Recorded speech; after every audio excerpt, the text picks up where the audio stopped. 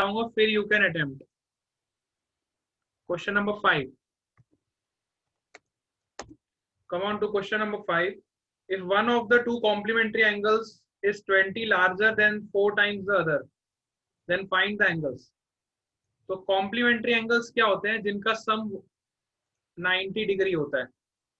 Complementary angles कौन से होते हैं? कॉम्प्लीमेंट्री एंगल्स वो एंगल्स होते हैं जो 90 डिग्री दिखते हैं।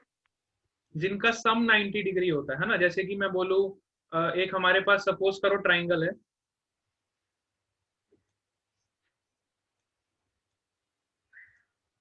ना। तो इन्होंने क्या बोला? If one of the two complementary angles is 20 larger than 4 times the other. ठीक है। तो Yes. जैसे कि सपोज करो मैं ये एंगल को x ले लूं और ये एंगल को y ले लूं। ठीक है। और ये एंगल कितना है? 90 डिग्री सपोज करो। सो यहाँ पे मैं बोलूंगा x and y are complementary angles. इसका मतलब x और y मिला के कितना बनाएंगे? 90 बनाएंगे। समझ आया? हाँ।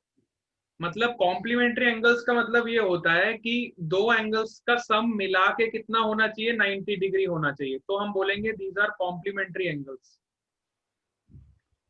समझ आया? Yes. तब हम बोलेंगे उसको कॉम्प्लीमेंट्री एंगल्स। अगर 90 नहीं होंगे तो हम कॉम्प्लीमेंट्री नहीं बोल सकते। Okay. अब उसने स्टेटमेंट क्या बोला? देखो, अब स्टेटमेंट को पढ़ो। Try to read the statement of the question. It is given that if one of the two complementary angle is 20 larger than 4 times the other, मतलब अगर मैं y की बात करूं तो वो ऐसा बोल रहा है कि y is 20 larger than 4 times of other कौन सा एंगल लिया था हमने? x लिया था। समझ आया? This is the meaning of the statement. So अब ये हमारा सिंगल वेरिएबल में कन्वर्ट हो जाएगा। जैसे ही हम y की ये वाली वैल्यू यहाँ पे पुट करेंगे तो ये हमारा सिंगल वेरिएबल में कन्वर्ट हो जाएगा। देखो, x plus 20 plus 4x which is equal to 90, which is equal to Yes. 90. तो यहाँ से x का वैल्यू निकाल लोगे तो देखो यहाँ से x का वैल्यू क्या आएगा? 5x which is equal to 90 minus 20. So your x will be 70 upon 5. 70 upon 5 means 5 ones are 5, 5 fours are 20. So x का वैल्यू कितना आ गया? 14 डिग्री। ठीक है। Yes. अगर x 14 आ गया तो y का वैल्यू कितना आएगा? y का वैल्यू हो जाएगा 90 माइनस 90 minus 14। 14. तो 90 में से 10 गए तो 80, 80 में से 4 गए तो 76। Yes. सो एक एंगल आपका 76 हो जाएगा और दूसरा एंगल कितना हो जाएगा? 14 डिग्री हो जाएगा। समझ आया? Yes. Yes, very good. हाँ। चलो अब आ जाओ नेक्स्ट क्वेश्चन नंबर 6 पे। Come on to question number 6। Question number 6। ठीक है। अब 6 का स्टेटमेंट रीड कर रहे हैं। ये कॉपी करूं?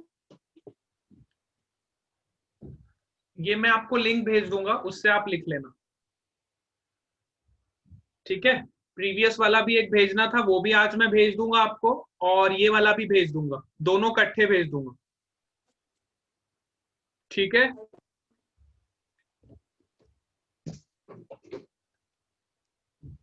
दोनों आपको एक साथ भेज।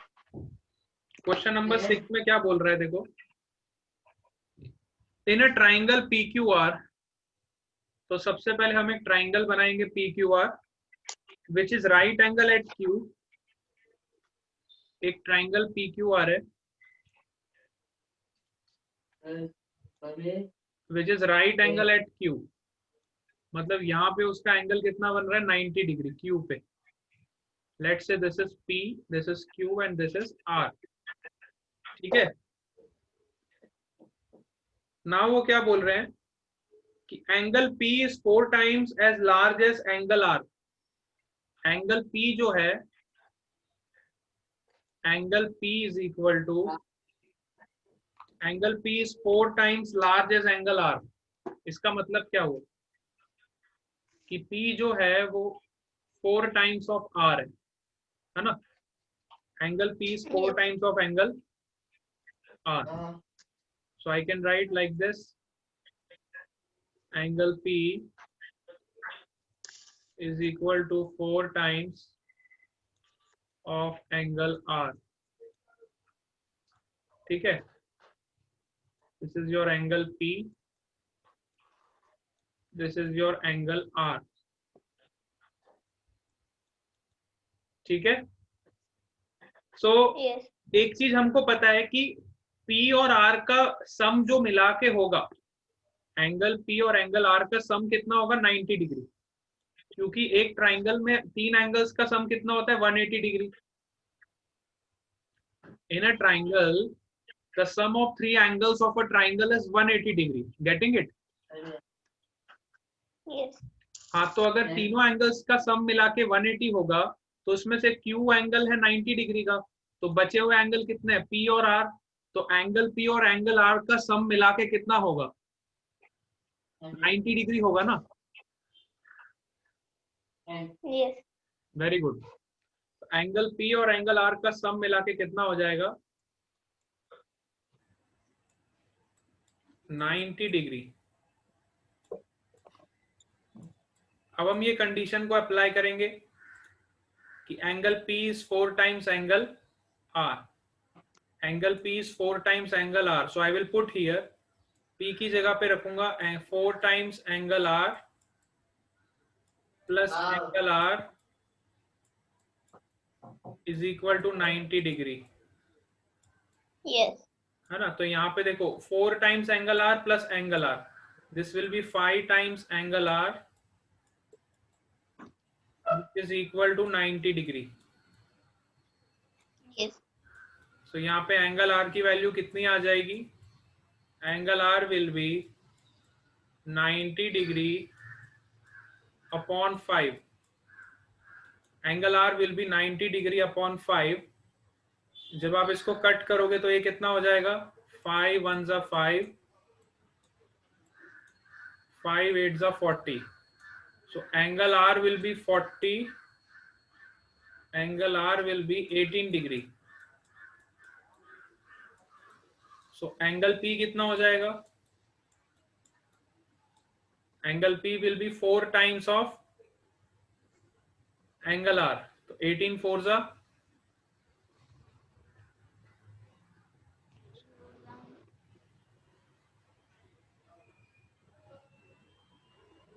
यस, यही क्वेश्चन में बोला है ना। Yeah. एक बार स्टेटमेंट देख लो। Yeah. P is 4 times as angle R, find angle P and R। ठीक है, सो एंगल R आपका 18 आ गया, 18 4 जा कितना होता है 72। Yes, भैया. तो आपका एंगल P कितना हो जाएगा 72 डिग्री और एंगल R कितना हो जाएगा 18 degree. This will be your answer. समझ आया? Yes, भैया. Very good. चलो now come on to question number 7। Okay, भैया. क्वेश्चन नंबर 7, आज अपना होमवर्क कंप्लीट कर लेना। ये जो आपका राइटिंग वर्क रहता है ना, पिछली क्लास का जो आपका एक वर्क रह गया था और आज की क्लास का जो भी वर्क है, वह पिछली अरे जो आपका लास्ट टू लास्ट क्लास का वो मैंने लिंक नहीं भेजा था आपको, कॉपी करना रह गया था ना। यस यस हाँ, वो वाला वर्क और आज की क्लास का वर्क, ये दोनों मैं आज आपको सेंड कर दूंगा, आप कंप्लीट कर लेना। ओके ठीक है, चलो क्वेश्चन नंबर 7 पे आ जाओ। क्वेश्चन हाँ number 7, Ramu has 28 oranges. Ramu के पास कितने ऑरेंज है?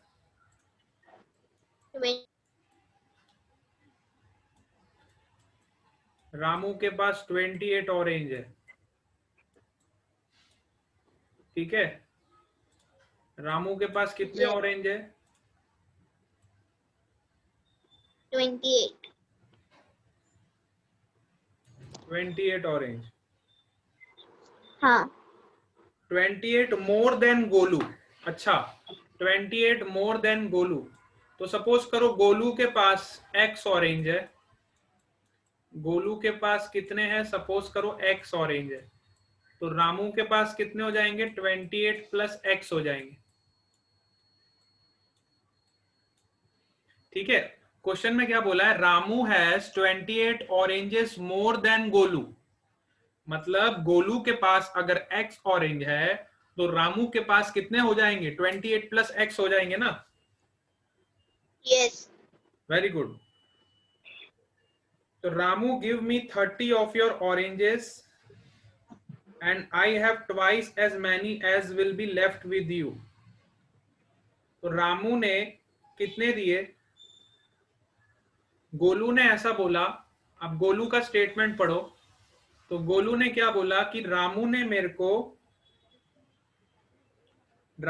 को कितने ऑरेंज दिए? स्टेटमेंट पढ़ो। यस स्टेटमेंट पढ़ो। What does Golu says? Ramu has 28 oranges more than Golu, who says, Ramu, give me 30 of your oranges and I will have twice as many as will be left with you. How many oranges does each has? Very good. तो रामू को गोलू ने बोला, Yes, भैया. गोलू ने क्या बोला? Ramu give me 30 of your oranges. तो जब रामू गोलू को 30 ऑरेंज दे देगा तो उसके पास कितने बचेंगे? 28 प्लस x तो रामू के पास पहले ही थे। Yes. अब जब वो इसमें से 30 ऑरेंज दे देगा तो उसके पास 30 कम हो जाएंगे ना। Yeah. Very good. So 30 orange जब वो गोलू को देगा तो गोलू के पास कितने हो जाएंगे? तो गोलू ने ऐसा बोला, if you give me 30 of your oranges then I will have twice as many as will be left with you. So मेरे पास कितने हो जाएंगे? 2 टाइम्स जितने तुम्हारे पास बचे। तो कितने बचे थे इसके पास? रामू के पास कितने बच गए? 28 plus x minus 30 which is x minus 2। Yes. इसको सॉल्व करोगे तो क्या मिलेगा? x minus 2 ही मिलेगा ना। हाँ. हाँ, तो इतने orange 2 times of this orange किसके पास बचे? गोलू के पास बच गए। तो अब इस इक्वेशन को सॉल्व करेंगे। सो ये हो जाएगा x minus 2 which is equal to 2x minus 4। So you will get x is equal to 2। x की वैल्यू कितनी आ जाएगी? 2। मतलब गोलू के पास कितने ऑरेंज थे? 2। और रामू के पास कितने थे? 30। समझ आया? Yes. क्लियर हो गया? चलो अब आ जाओ क्वेश्चन नंबर 8 पे। Question number 8। Question number 8। सो 8 वाला क्वेश्चन रीड करो सबसे पहले। चलो क्वेश्चन रीड करो आप। You have to read. Question 8. हाँ, read question 8. The average of three numbers is 39. If the first number is twice the second and the second is 4 times the third, find the numbers. So 3 numbers का average है, तो average कैसे निकालते हैं हम? Average निकालना आता है आपको? नो. एवरेज किसको बोलते हैं? सबसे पहले ये देखो, जैसे मैंने आपको बोला कि आपके फर्स्ट एग्जाम में मार्क्स आए 20, कितने में Yes. से? 25 में से. Yeah. फिर मैंने देखा सेकंड एग्जाम में आपके मार्क्स आए 18, कितने में से? 25 में से. थर्ड एग्जाम में आपके मार्क्स आए, बहुत खराब नंबर आए, आपके नंबर आए 5, कितने में से? 25 में से. 20. सो हमने क्या किया, अब मैंने बोला आर्यन का एवरेज निकालो. आर्यन के एवरेज मार्क्स कितने आए तीनों एग्जाम के मिला के? तो मैं क्या करूंगा, आपके जितने भी मार्क्स आए उन सबको ऐड करूंगा, तो आपके टोटल नंबर पता चल जाएंगे मेरे को. टोटल कितने हुए? 20 प्लस 18, 38, 38 प्लस 5 विल बी 43. सो आपके नंबर आए 43. कितने में से आए? तो 25 प्लस 25 50, 50 प्लस 25 विल बी 75. तो 75 में से आपके 43 मार्क्स आए टोटल, अगर मैं बात करूं. So this is your average marks. इसको मैं बोलूंगा क्या? Average marks. Average marks. ठीक है, मतलब भैया, जितना. हाँ बोलो. भैया हमारी है ना 19 सितंबर से ना वापस एग्जाम चालू हो रही है. अच्छा, हमको स्कूल में 19 बताया. सितंबर से. ओके. सो हाँ, 80 मार्क्स की. कितने मार्क्स का 80 एग्जाम है? मार्क्स. हाफ ईयरली है, हाफ ईयरली. 80 80 मार्क्स मार्क्स की. का एग्जाम है. हाँ, तो 80 मार्क्स का जो 180 एग्जाम है. नहीं. हाँ, 80. अच्छा, 80 का है. ठीक है. हाँ, अच्छा, मेरे को ये बताओ, 80 मार्क्स के एग्जाम के लिए इन्होंने आपको कोई सिलेबस बताया है? वो अभी नहीं बताएंगे. उन्होंने बोला कि है ना हम तुमको सिलेबस 5-7 डेज के पहले बताएंगे. अभी से वो नहीं बताएंगे. बस पहले से एग्जाम डेट बता दी है. 19 सितंबर से चालू होगा और कब खत्म होगा वो नहीं पता. 19 और सितंबर से चालू होगा, है ना?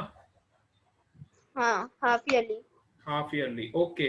तो अभी मैथ्स में हमारे कितने चैप्टर कवर हो गए?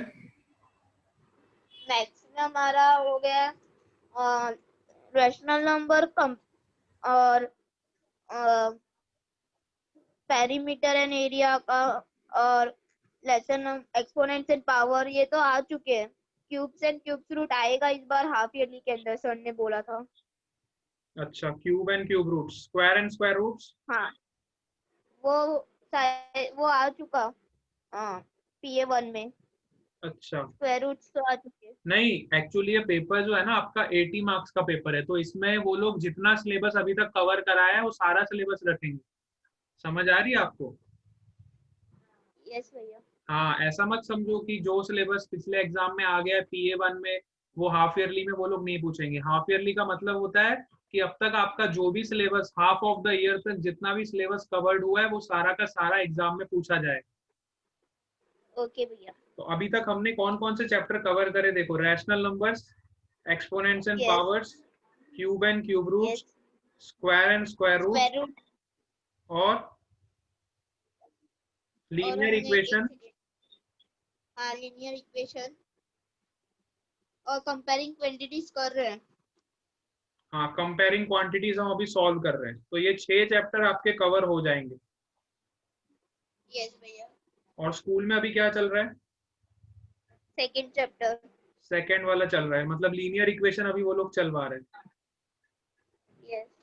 सो आप ये मान के चलो कि ये 6 चैप्टर तो आएंगे ही आएंगे 80 मार्क्स में कम से कम. ओके भैया। ये माइंड में आप रख के चलो कि जितने भी 6 चैप्टर कवर किए हैं ये सारे के सारे 80 मार्क्स में तो आएंगे। इसके अलावा जो भी कवर होंगे 19 सितंबर से पहले पहले हाँ वो भी सिलेबस में आएगा। ओके भैया।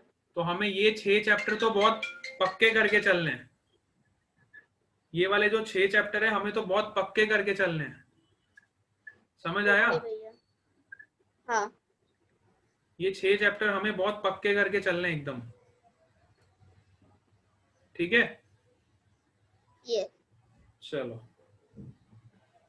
भैया हमको है ना संस्कृत में है ना मार्क्स बता दिए। हमको अभी 5/25। Very good. संस्कृत में फुल मार्क्स है। यस। चलो फिर तो पार्टी चाहिए मेरे को गणेश चतुर्थी पे। चलो और सारे अभी जब भी आपकी फिजिकल क्लासेस स्टार्ट होंगी ना सबसे पहले संस्कृत की पार्टी लूंगा आपसे। ठीक है, चलो और बताओ और कौन से मार्क्स है? और अभी बताएंगे नहीं, वो अभी री एग्जाम हो रही है ना जिन बच्चों की, तो उनकी खत्म होने के बाद ही हमको सारे रिजल्ट बताएंगे। और जिनने टॉप किए सिर्फ उनको बताया अभी तक। Very good. नहीं, संस्कृत का स्कोर सुन के मुझे बहुत अच्छा लगा। फुल में से फुल लाना मतलब it is a very big achievement. ठीक है। यस। हाँ, हमारे क्लास में टोटल 8 जनों ने टॉप किया। 8 जने उन्हें। 8 जन। हाँ। अच्छा, उन सबके फुल मार्क्स आए क्या संस्कृत में? यस। Very good. तो आप भी टॉपर में हो? यस। और जो 5 जन ऐसे थे जो जिनके 24 आए, 25 में से 24। अच्छा, 5 ऐसे थे जिनके 24 आए थे। हाँ। चलो बहुत अच्छा। संस्कृत तो स्कोरिंग सब्जेक्ट है। वैसे ही मैथ्स भी स्कोरिंग है। अगर आप मैथ्स भी मन लगा के पढ़ोगे ना तो मैथ्स में भी फुल ला सकते हो। जैसे आपने संस्कृत में फुल लाए हो वैसे मैथ्स में भी फुल आ सकते हैं अगर आप दिल से पढ़ोगे तो। ठीक है। समझ आया? हाँ।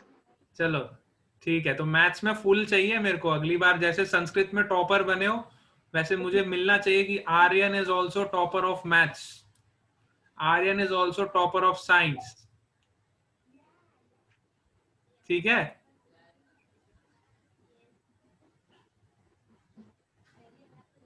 समझ आ रहा है? हाँ। ओके, चलो। एवरेज मार्क्स निकालना बता रहा था मैं। हाँ, तो हम एवरेज निकालना सीख गए। यस। देखो एवरेज कैसे निकालते हैं। जितने आपने मार्क्स ऑब्टेन किए जब मैं उसको टोटल मार्क्स से डिवाइड करूंगा तो मेरे को एवरेज मार्क्स मिल जाएंगे। क्या मिल जाएंगे? एवरेज मार्क्स मिल जाएंगे। ठीक है।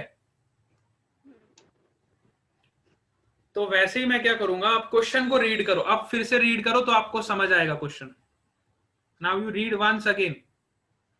चलो। हाँ, the average of 3 number is 39 if अब the देखो, first अब सुनो number। सुनो सुनो, इधर ही स्टॉप हो। एक step by step read Yes। करना है हमको। ठीक है।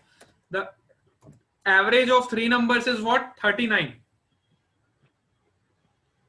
ठीक है।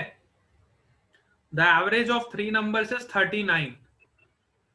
तो मतलब 3 नंबर है आपके पास कोई भी, तीनों का एवरेज कितना है?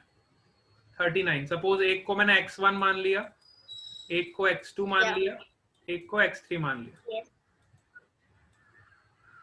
तीनों नंबर्स का सम करूंगा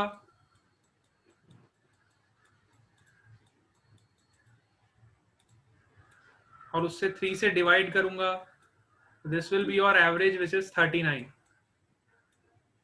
ठीक है। This is average. Sum of number upon total number. Total number कितने हैं? 3। 1 2 3। Yeah। तो ये एवरेज कितना आ जाएगा?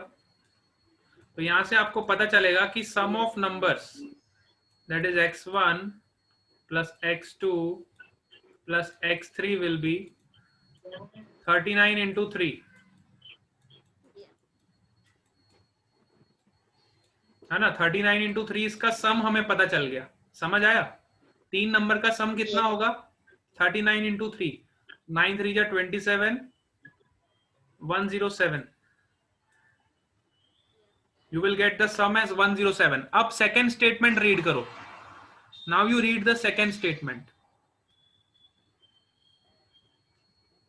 If the first number is twice the second and the हाँ, अब second रुक जाओ. If the first number is twice the second, means yes, first number is 2 times of second. मतलब I can write x1 is 2 times of x2. x1 is 2 times of x2. ठीक है. Next point read करो. आर्यन आपकी आवाज नहीं आ रही. Next point read करो. yes भैया. Second is 4 times the third. Find the number. Second is 4 times the third. मतलब सेकेंड वाला जो नंबर है x2 is 4 times the third number. Third number is your x3. ठीक है, समझ आया? तो अब हम क्या करेंगे, ये जितने भी हमारे वेरिएबल्स है सबको एक ही वेरिएबल में कन्वर्ट कर देंगे. जैसे x1 x2 x3 यहाँ पे 3 वेरिएबल्स है ना. We have 3 variables. आर्यन आपको मेरी आवाज आ रही है? yes भैया. तो हमारे पास जो 3 वेरिएबल्स है इसको हम कन्वर्ट करेंगे सिंगल वेरिएबल में. इसमें कन्वर्ट करेंगे सिंगल वेरिएबल में. अब वो कैसे करेंगे देखो. x1 की जगह पे मैं लिखूंगा 2x2. I can write x1 is equal to 2x2. तो मैं x1 की जगह पे क्या लिखूंगा 2x2.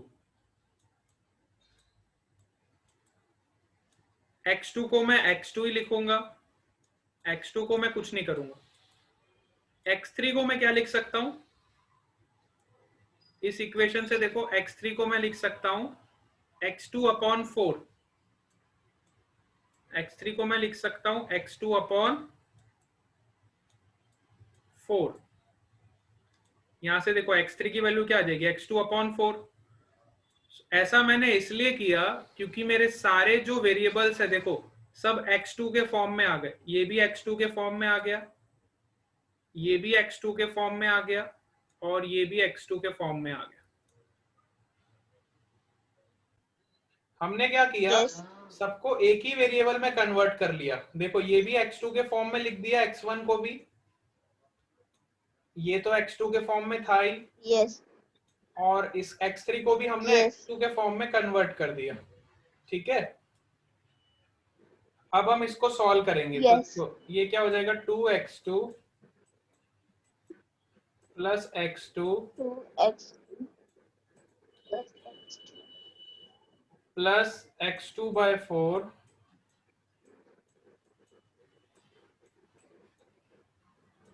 which is equal to 107.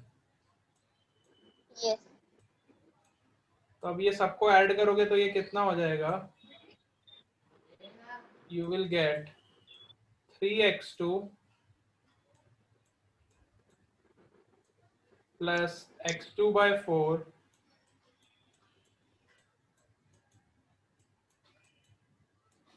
3x2 plus x2 by 4 which is equal to 107. Now you will take LCM, that is 13x2 upon 4 which is equal to 107. From here you will get the value of x2 is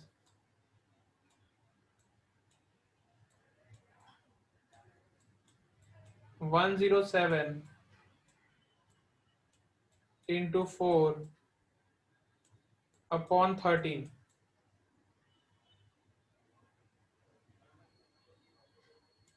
ठीक है, Yes. सो यहाँ से आपको x2 का value मिल जाएगा, फिर x1 का value निकालने के लिए आप क्या करोगे, 2 टाइम्स ऑफ x2, Yes. और x2 का वैल्यू मिल गया तो x3 का वैल्यू क्या हो जाएगा, x2/4। यहाँ से x3 का वैल्यू निकल जाए। Getting Yes. इट? चलो अब हम नेक्स्ट क्वेश्चन करते हैं, question number 9।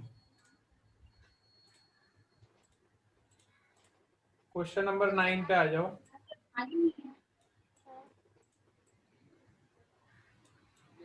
Question number 9 read करो जरा।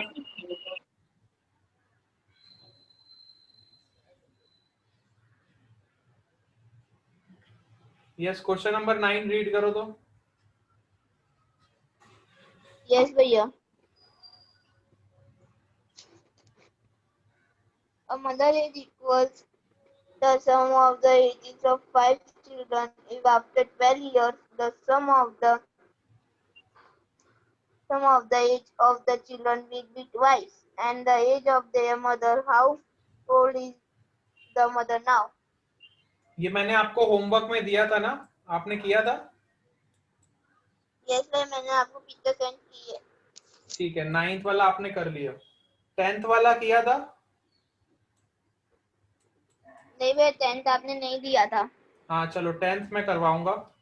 10th क्वेश्चन देखो। 10th में क्या करेंगे, देखो इस तरह का क्वेश्चन है, 1 माइनस, और ये दिया हुआ है 1 plus 1 minus x/3 whole upon 3 whole upon 4 which is equal to 1।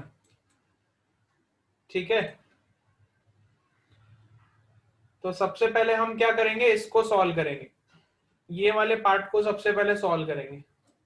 तो इसको सॉल्व करेंगे तो ये क्या हो जाएगा, देखो एलसीएम लेके सॉल्व करोगे, यू विल गेट 3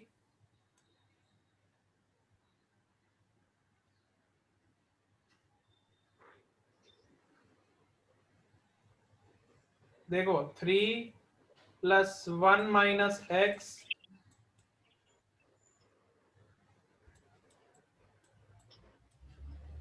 अपॉन 3, तो ये कितना हो जाएगा, 4 माइनस एक्स अपॉन 3। सो ये इक्वेशन आपका ऐसे कन्वर्ट हो जाएगा, 1 माइनस 4 माइनस एक्स अपॉन 3, और उसको भी 3 से डिवाइड करेंगे तो ये हो जाएगा अपॉन 9। ठीक है, whole upon 4 which is equal to 1। तो मैं 4 को उधर ले जाऊंगा तो ये क्या हो जाएगा, इक्वल टू 4 हो जाएगा। Yes. चलो अब हम इसको सॉल्व कर लेंगे। Now we will solve this part.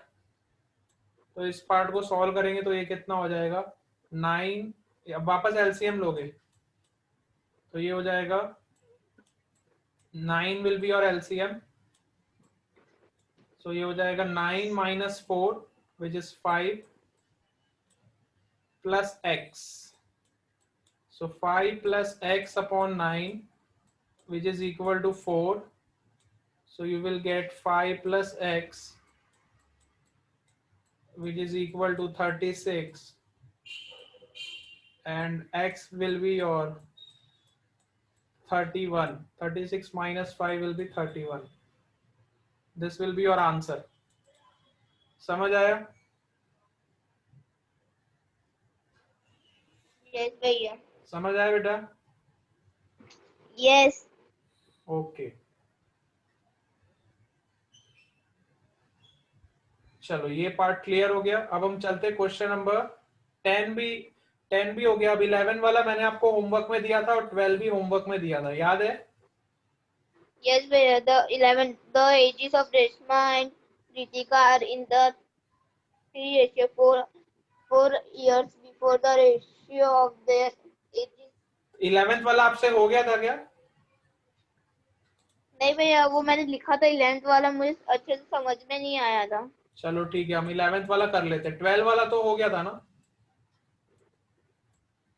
Yes, वो ठीक है, मैंने तो 11th वाला हम कर लेंगे तो हमारी एक्सरसाइज कंप्लीट हो जाएगी 2.4। Yes. Yes, भैया. चलो तो आ जाओ. The ages of Reshma and Ritika are in the ratio of 3:4.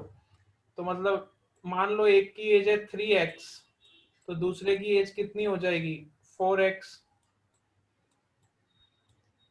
ठीक है, एक की एज अगर 3x है तो दूसरे की एज कितनी हो जाएगी 4x. ठीक है. 4 years before the ratio of their ages was 5:7. So 4 साल पहले मतलब 3x माइनस 4, 4 साल पहले इसकी एज कितनी होगी 3x माइनस 4, और 4 साल पहले इसकी एज कितनी होगी 4x minus 4.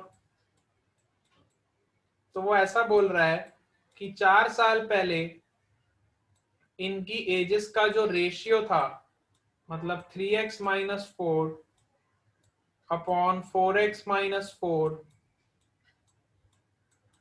which is equal to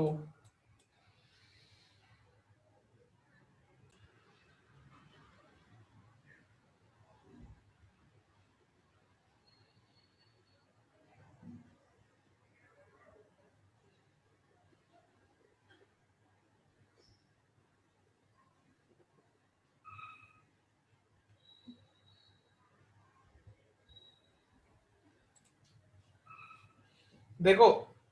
hello. Hello. Yes Aryan, देखो I am repeating again. Yes. तो देखो इनिशियली हमें पता है कि दोनों का रेशियो कितना है 3:4. तो हमने एक की एज 3x मान ली तो दूसरे की एज कितनी हो गई 4x हो गई. ठीक है. Yes. तो 4 years पहले इनकी एज कितनी थी 3x माइनस 4, और 4 years पहले इसकी एज कितनी थी 4x minus 4. Okay. Now it is given Yes. That the ratio of both the ages मतलब 3x minus 4 upon 4x minus 4 which is equal to 5/7. It is given in the question. ठीक है. It is Yes. given in the question. So what we will do, हमने इसको solve किया. तो जब हमने इसको सॉल्व किया तो हमें क्या मिला 21x minus 28 which is equal to 20x minus 20. So from here you will get the value of x is 8. So अगर x की वैल्यू 8 आ गई तो 3x कितना हो जाएगा 3x will be 24 and 4x will be 32. So एक की as 24 आ गई और दूसरे की एज कितनी आ गई 32. समझ आया. Yes, भैया. दिस विल बी योर हाँ. आंसर. अच्छा बताओ और कोई डाउट है क्या. ये हमारा एक्सरसाइज यहाँ पे कंप्लीट हो गया. एक सेकंड. एक्सरसाइज हमारा यहाँ पे ओवर हो गया. अच्छा मैं आपको नेक्स्ट क्लास का शेड्यूल बता देता हूँ. नेक्स्ट क्लास से Yes. क्या होगा हमारा, जैसे मंडे से हमारा जो क्लास होगा, Yes. सो मंडे को हमारा साइंस होगा. Yes. साइंस. फिर वेडनेसडे को भी हमारा साइंस होगा. Yes. ट्यूसडे को आपका इंग्लिश का क्लास रहता है ना. Yes, भैया. हाँ. ट्यूसडे को हो गया इंग्लिश. Yes. वेडनेसडे को हम फिर से रखेंगे साइंस. Science. Yes. थर्सडे को आपका अगेन इंग्लिश. Yes. फ्राइडे को हम रखेंगे मैथ्स.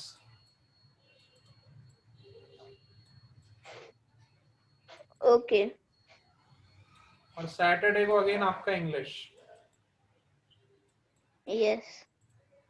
अभी हमने इसलिए ऐसा किया क्योंकि हमारा साइंस का सिलेबस थोड़ा पीछे चल रहा है ना. Yes, भैया. तो साइंस के हमने 2 क्लास रख दिए. पहले मैथ्स के 2 होते थे, अब साइंस के 2 होंगे और मैथ्स का एक ही क्लास हाँ. होगा. ठीक है भैया. ठीक है. अच्छा बताओ साइंस में हमने कितने चैप्टर कवर कर लिए. साइंस में हमने crop production, second micro organism, third ओमीटर, थर्ड नहीं आएगा, थर्ड चैप्टर. थर्ड कौन सा चैप्टर है. थर्ड चैप्टर है, एक सेकेंड मेरे पास बुक पड़ी है, बाद में देखता हूँ। Synthetic fibre and plastic. अच्छा, थर्ड वाला ओमिटेड है, ओके। फोर्थ? फोर्थ है मेटल्स एंड नॉन मेटल्स। ये हमारा अभी चल रहा है ना? 1 second. Metals and yes, non और फिफ्थ, मेटल्स। हाँ, और है ना हमारे स्कूल में फिफ्थ चैप्टर कंप्लीट हो गया। फिफ्थ चैप्टर है कंब्यूशन एंड फ्लेम। क्या है? फिफ्थ फिफ्थ चैप्टर का नाम फिर से बोलो तो। कंब्यूशन एंड फ्लेम। अच्छा, कंबशन एंड फ्लेम। यस, और अभी हम लोग सिक्स करने वाले हैं। सिक्स चैप्टर है, स्कूल में अभी हमारा सिक्स मतलब स्टार्ट होने वाला है। 1 मिनट। सिक्स चैप्टर है conservation of biodiversity. Biodiversity. Biodiversity. So अभी हमारा देखो, फर्स्ट हो गया, सेकंड हो गया, थर्ड तो ओमिटेड है तो इसको छोड़ दो। फोर्थ वाला अभी हमारा चल रहा है ना? हाँ। तो हमें फोर्थ कंप्लीट करना है और फिफ्थ कंप्लीट करना है, ठीक है? सो वी विल डू, इसलिए हमने साइंस के 2 क्लास रख दिए ताकि हम फोर्थ और फिफ्थ को आसानी से कवर कर लेंगे। यस भैया। ठीक है, अब मैथ्स में तो कोई डाउट रह नहीं गए, मैथ्स के सारे डाउट्स क्लियर हो गए?